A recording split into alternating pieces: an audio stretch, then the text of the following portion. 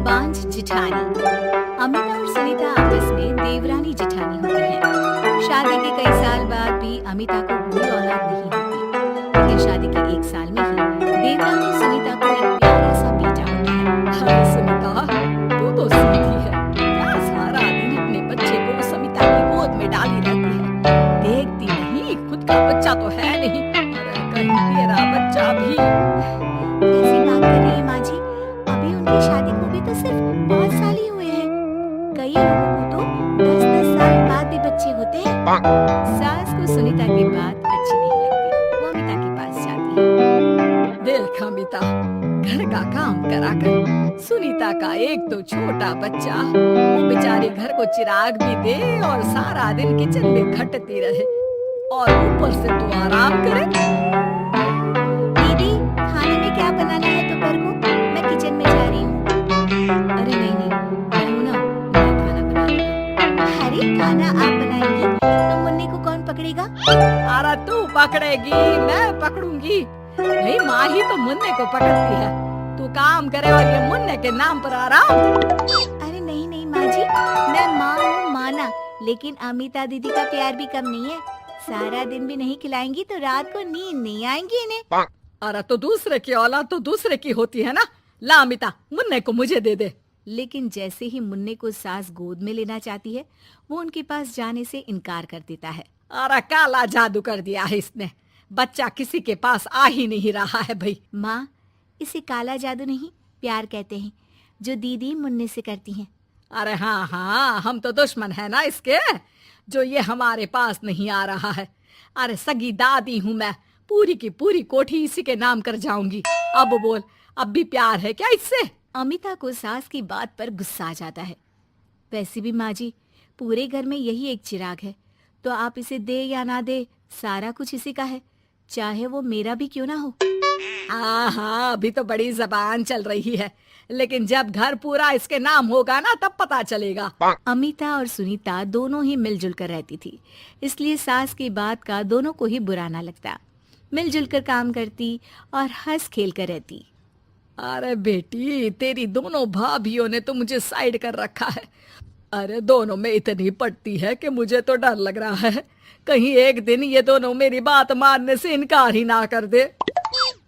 अरे तो खेल खेलो और दोनों को अलग कर दो, इस पे कौन सा गणित लगाना है माँ? हाँ हाँ, ये तो है, चल देख लेती हूँ मैं। अगले दिन सास धीरे से एक लाल पेन लेकर मुन्ने के बदन में लगा देती है और लोगों को बुलाकर हंगामा करती है। अरे देखो देखो, ये क्या हो रहा है मुन्ने के शरीर में। अरे ये क्या हो गया मेरे बेटे को? मैं अभी इसे लेकर डॉक्टर के पास जा रही हूँ। अरे ना दीदी, परेशान मत हो, मैं तैयार कर देती हूँ और कैब बुला लेती हूँ, बाद में ले जाइए आप इसे। अरे बेटा, तेरा है, वो क्यों ले जाएगी? वैसे भी ये डॉक्टर का नहीं, तांत्रिक का मसला है। किसी ने मुन्ने पर जादू करने की कोशिश की है, जिससे वो मुन्ने को मार ले। सुनीता ये सुनकर रोने लगती है। कौन मेरे मुन्ने को मारने की कोशिश करेगा माँ जी? नहीं नहीं, ऐसा कुछ नहीं होगा। सास अमिता की तरफ देखकर कहती है।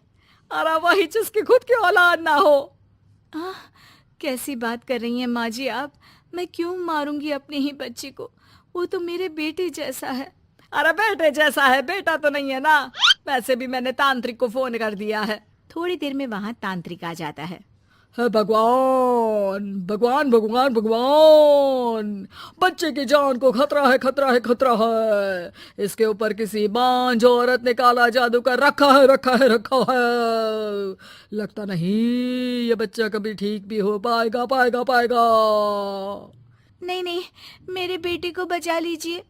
अमिता दीदी, आप इतना गंदा सोचेंगे मुन्ने के लिए, मैंने सोचा भी नहीं था। अरे कैसी बात कर रही हो सुनीता?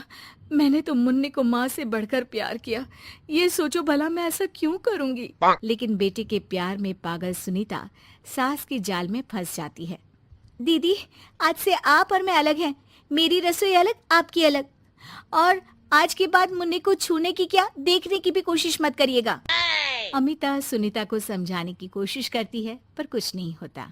अगले रोज। ला सुनीता, मैं मुन्ने को नहला कर तैयार कर देती हूँ। नहीं नहीं माँ जी, मैं नहला देती हूँ। लेकिन जैसे ही वो मुन्ने को नहलाने लगी, पेन के निशान एक एक करके निकल गए। अरे माँ जी, ये तो किसी ने पेन से निशान बनाए थे। देखिए, जैसे ही मैंने मुन्ने को नहलाया सारे निकल गए। अब अरे नहीं नहीं बहू, ये तो बाबा का कमाल है कि बच्चे के ऊपर से ये साया धुल गया। लेकिन ये क्या माँ जी, मुन्ना तो रोया ही जा रहा है, न खा रहा है न दूध पी रहा है, बस चाची चाची कर रहा है। अरे इतनी जल्दी उसका भूत नहीं उतरेगा इसके सर से, मार मार कर खिला। जी माँ जी। लेकिन सुनीता का बेटा, जिसे अमिता से बेहद प्यार था, वो उसके पास जाने की जिद में ना खा रहा था ना पी रहा था। उसकी हालत बिगड़ती ही जा रही थी। हार कर एक दिन, माँ दीदी दिखाई नहीं दे रही है, क्या वो मायके चली गई है क्या? अरे क्या पता कहाँ गई, रुक बड़कू से पूछती हूँ। ए अमिता कहाँ है? माँ जल्दी पता करिए ना, दीदी कहाँ है? मुन्ने की हालत दीदी के लिए खराब होती जा रही है। सुनीता मुन्ने को लेकर नीचे अमिता के पास जाती है। अमिता बिस्तर पर पड़ी होती है। वो कमजोर सी दिखती है। बड़ी आराम से सो रही हैं आप, यहाँ मुन्ने की तबीयत खराब हो रही है। वो जैसे ही अमिता को छूती है, अरे दीदी ये क्या हो गया? आपकी तबीयत तो काफी खराब है। मुन्ने के बिना मैं नहीं रह सकती सुनीता, मैं उसके बिना नहीं रह सकती। मैं कसम खा कर कहती हूँ, मैंने मुन्ने को मारने की ऐसी कोई कोशिश नहीं की। मैं तो खुद मुन्ने के बिना मर जाऊंगी। मुन्ना आप ही का तो है दीदी, मुझे माफ कर दीजिए। ये पकड़िए अपना बेटा,